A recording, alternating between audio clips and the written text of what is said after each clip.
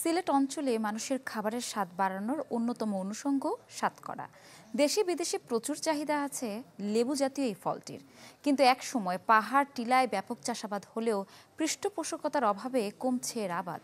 সংশ্লিষ্টরা বলছেন, কৃষি সম্প্রসারণ অধিদপ্তর সহযোগিতা করলে এর বাণিজ্যিক চাষাবাদ বাড়বে, সাথে সমৃদ্ধ হবে এই অঞ্চলের কৃষি অর্থনীতি। মৌলভীবাজারের পাহাড় টিলার গাছে গাছে ঝুলছে লেবু জাতীয় ফল সাতকরা। ভিন্ন স্বাদ আর ঘ্রাণের কারণে বহু আগে থেকেই ভোজন রসিকদের রসনার অনুষঙ্গ ফলটি ব্যবহার হয় সব ধরনের তরকারিতে।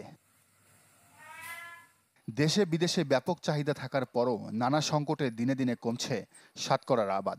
সরকারের পৃষ্ঠপোষকতা পেলে বাণিজ্যিক চাষাবাদ বাড়ানো সম্ভব বলে জানান চাষিরা।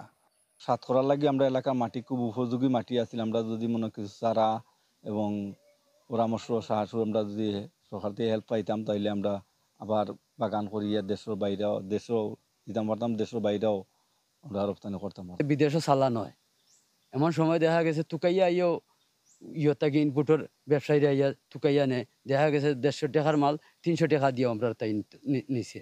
সাতকরার চাষাবাদ বাড়াতে পদক্ষেপ নেওয়া হচ্ছে বলে দাবি কৃষি সম্প্রসারণের মাঠ কর্মীদের।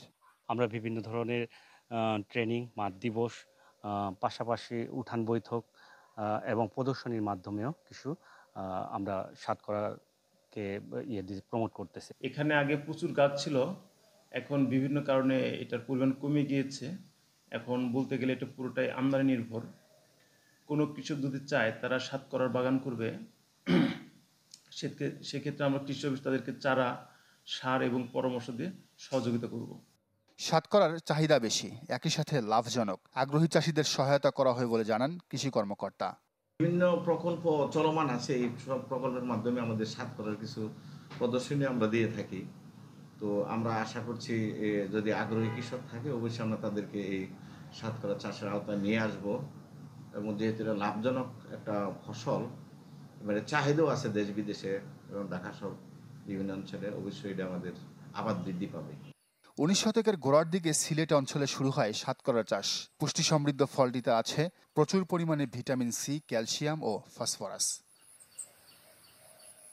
Desk report, channel 24।